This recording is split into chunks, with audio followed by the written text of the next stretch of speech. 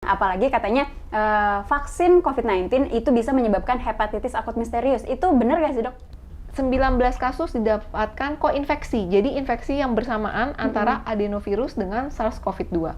Apakah hepatitis akut misterius ini ada hubungan dengan COVID?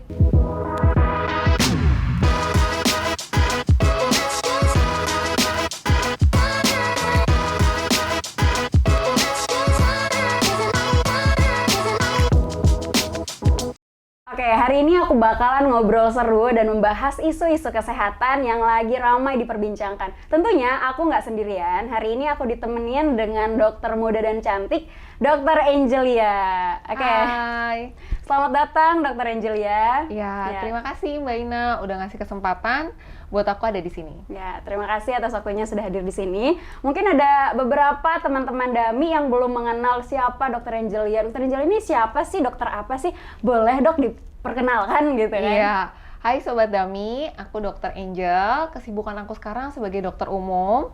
Aku aktif home care, jadi home visit pasien-pasien ke rumah. Dan juga aku aktif edukasi di sosial media, Instagram, dan juga TikTok. Nah, Dokter Angelia ini ternyata aktif di sosial media. Dan jujur aja, aku pernah menemukan Dokter Angelia di FYP TikTok aku. Dan ternyata sekarang ketemu langsung nih di sini. Iya, seneng banget nih aku diundang ke sini. Iya nih Dok. Oke Dok, langsung aja nih ya Dok, kita membahas isu-isu yang sedang ramai Boleh banget, diperbincangkan. Iya. Nah, setelah kasus COVID mulai mereda nih Dok, para orang tua, khususnya ibu-ibu, mulai diresahkan kembali dengan munculnya hepatitis misterius. Sebenarnya hepatitis misterius itu apa sih Dok? Oke, kita ngobrolin tentang hepatitis akut misterius. Iya. Kan aku juga sebagian dari ibu-ibu itu tuh. Baru aja nih kasus COVID turun, kita denger lagi tentang hepatitis akut misterius ya. Jadi buat ibu-ibu di luar sana, mungkin pengen tahu juga nih tentang hepatitis akut misterius. Sebenarnya hepatitis akut misterius itu mirip-mirip juga dengan hepatitis sebelumnya. Mungkin Mbak Ina pernah dengar kan hepatitis sebelumnya. Cuma kalau hepatitis sebelumnya itu kan adalah peradangan sel hati atau inflamasi sel hati yang disebabkan oleh virus ya. Virusnya tuh bisa dari virus hepatitis A, B, C, D, ataupun E. Nah, kita sebut ini hepatitis misterius akut. Misterius kan? Jadi biasanya ini seseorang atau pasien terkena hepatitis, tetapi penyebabnya bukan dari virus hepatitis A, B, C, D, dan E. Dan biasanya terjadi yang sampai sekarang ditemukan tuh usianya kurang dari 16 tahun. Lalu ada peningkatan fungsi hati, SGOT dan SGPT lebih dari 500 gitu. Terus, nah awal mula terjadinya hepatitis misterius ini gimana sih Dok? Oke, kita kan ini baru banget ya sebenarnya kita dapat tuh. Jadi pertama ini 5 April, Inggris Raya itu 5 April 2022, Inggris Raya itu menyatakan ada 10 kasus hepatitis akut misterius di negaranya. Lalu dalam beberapa hari kemudian, tepatnya pada 8 April 2022, ditemukan juga kasus hepatitis akut misterius sebanyak 74 kasus. Nah, di 3 negara lainnya. Nah, akhirnya pada tanggal 15 April 2022, WHO menyatakan hepatitis akut misterius ini sebagai kejadian luar biasa ya. Dan pada tanggal 21 April 2022 didapatkan 170 kasus di 12 negara. Bayangin yang tadi cuma di 1 negara, 3 negara langsung menyebar ke 12 negara. Dan dari tanggal 16 April sampai sekarang, sampai bulan Mei, itu udah ditemukan kasus hepatitis akut sangat banyak, termasuk juga di Asia Tenggara dan Indonesia. Kalau di Indonesia sendiri, diduga ada 3 kasus pasien hepatitis akut misterius yang meninggal dunia. Jadi ada 3 anak. Gitu. Oke, tadi kan dokter sudah membahas ya penyebarannya sudah di mana-mana. Betul. Nah, ini penyebarannya cukup cepat juga ya Dok ya. Betul. Nah, cara penyebarannya itu seperti apa sih Dok?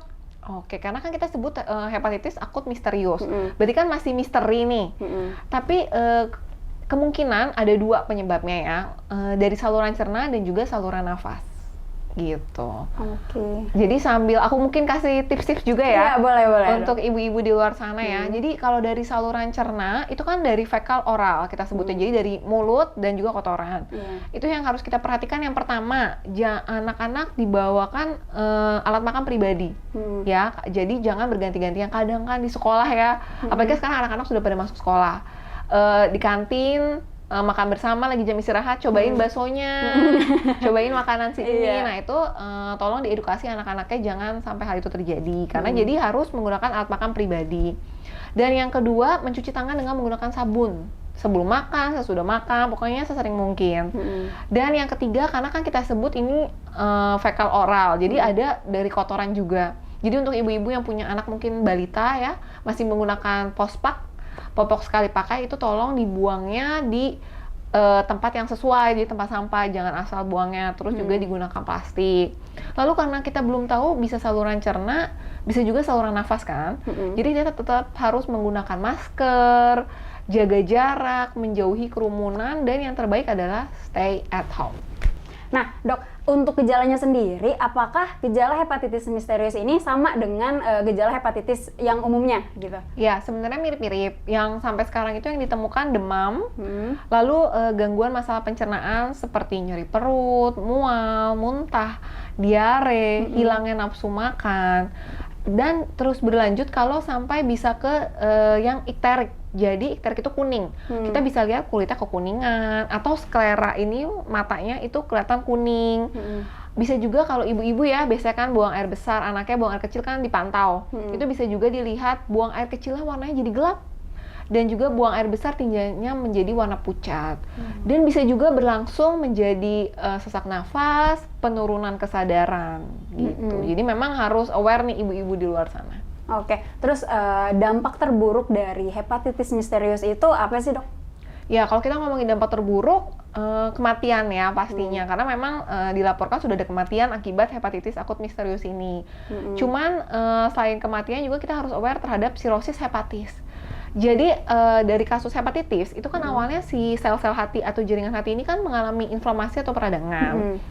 Jika tidak diobati dengan segera, sampai bisa terjadi sirosis. Sirosis itu apa? Sirosis itu adalah munculnya jaringan fibrotik atau jaringan parut pada hati ini. Jadi yang tadinya harusnya radang hati aja, ini sampai karena radang yang nggak diobatin jadi terbentuk jaringan parut.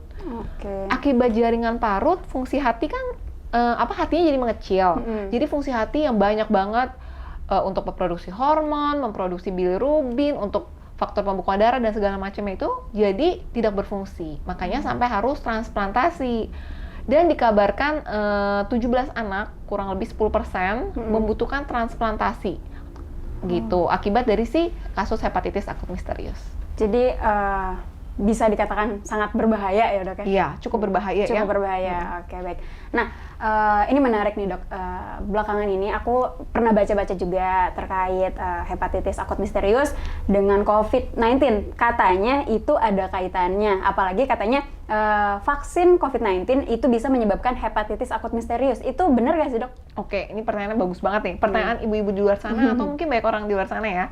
Jadi memang untuk vaksin COVID sendiri, apakah menyebabkan hepatitis akut misterius? Sampai sekarang belum ada penelitiannya. Tetapi yang perlu diperhatikan adalah, jadi kan pas dapat kasus, hepatitis akut misterius, maka kita kan melakukan penelitian. Memang didapatkan 74 kasus dari si hepatitis akut misterius ini disebabkan oleh adenovirus namanya. Dan 20 kasus didapatkan dari virus SARS-CoV-2. Ya, dan 19 kasus didapatkan koinfeksi, jadi infeksi yang bersamaan antara adenovirus dengan SARS-CoV-2. Jadi kalau ditanya vaksin menyebabkan hepatitis akut misterius, jawabannya tidak, salah. Tetapi apakah hepatitis akut misterius ini ada hubungan dengan COVID? Bisa, karena ada 20 kasus ditemukan pada pasien dengan COVID-19. Oke, jadi seperti itu ya. Terus nih, Dok, aku juga pernah baca tentang virus adenovirus itu sendiri ya. Katanya virus adenovirus ini sebenarnya awalnya itu bukan penyebab hepatitis akut misterius, tapi penyebab sakit-sakit penyakit yang lainnya gitu tuh. Itu tuh awalnya gimana sih, Dok? Kenapa dia bisa diduga menjadi penyebab hepatitis akut misterius gitu? Oke, jadi memang adenovirus itu virus yang juga sudah lama. Virus itu bisa menyerang ke sistem pernafasan, juga sebenarnya sistem pencernaan. Tetapi karena kita kenalnya kan kalau hepatitis, penyebabnya virus hepatitis A, B, C, D, dan E. Tetapi memang karena kita sebut ini hepatitis akut misterius, kita teliti, kita gali, ternyata ada penyebabnya adenovirus. Mungkin bisa saja virus kan bermultiplikasi, berkembang seperti itu. Oke. Oh iya, Dok. Ada nggak sih cerita atau pengalaman pribadi, entah itu dari teman dokter sendiri atau keluarga atau pasien gitu yang mengalami hepatitis akut misterius? Ya, tetapi untuk kasus hepatitis akut misterius itu sendiri, aku belum pernah nih dapat, dan semoga kedepannya jangan sampai dapat juga ya. Iya. Tapi aku punya pesan nih untuk ibu-ibu, bapak-bapak, orang tua di luar sana ya. Karena kan namanya kejadian ini sudah masuk kejadian luar biasa. Kita khawatirkan nanti kedepannya kan ada peningkatan ya. Jadi untuk jika anak-anak ada yang demam atau gangguan pencernaan, mual, muntah, diare, jangan tunggu sampai tubuhnya kuning baru dibawa ke rumah sakit, tetapi segera dibawa ke rumah sakit. Itu. Nah itu dia untuk para orang tua ya, buat anaknya yang lagi sakit gitu ya, meskipun kayak cuma demam, kayak gangguan pencernaan, itu tidak ada salahnya untuk diperiksakan ke dokter. Jangan sampai menunggu si badannya itu jadi kuning-kuning baru dibawa ke dokter, jangan sampai kayak gitu ya, jangan sampai telat gitu ya kan. Nah terus nih dok, katanya anak kecil nih atau kita juga nih ya, jangan berenang di kolam renang umum karena kolam renang ini bisa menyebabkan penyebaran virus atau khususnya hepatitis akut misterius itu jadi semakin mudah menyebar. Itu benar gak sih dok? Oke, memang untuk penelitian lebih lanjut sih sebenarnya belum ada nih. Ada yang bilang juga kan kolam renang akhirnya ada kaporitnya dok gitu. Cuma memang kalau dari aku pribadi lebih baik hindari kolam renang umum, playground, terus kalau bisa anak-anak kecil jangan kita bawa ke restoran atau kita bawa ke mall. Karena kan hepatitis akut misterius ini kita belum tahu kan apakah dari saluran cerna ataupun dari saluran nafas gitu. Jadi sebaiknya jangan atau dihindari aja. Nah jadi gitu ya para orang tua yang ada di rumah nih, jaga anak-anak kita semua ya untuk tetap di rumah gitu kan, jangan dibawa ke tempat umum karena dunia ini sangat kejam ya, bukan hanya untuk orang tua, untuk orang dewasa, tapi juga untuk anak-anak ya, khususnya. Oke, seru sekali pembahasan hari ini. Terima kasih banyak Dr. Angelia untuk terima kasih Mbak Ina. ilmunya ya. Semoga bermanfaat untuk teman-teman semua di rumah. Terima kasih banyak Dr. Angelia untuk ilmunya. Semoga bermanfaat untuk orang tua di rumah, untuk teman-teman semua di rumah. Sampai berjumpa di podcast selanjutnya. Sure you can be healthy. Yes, I can. Dah.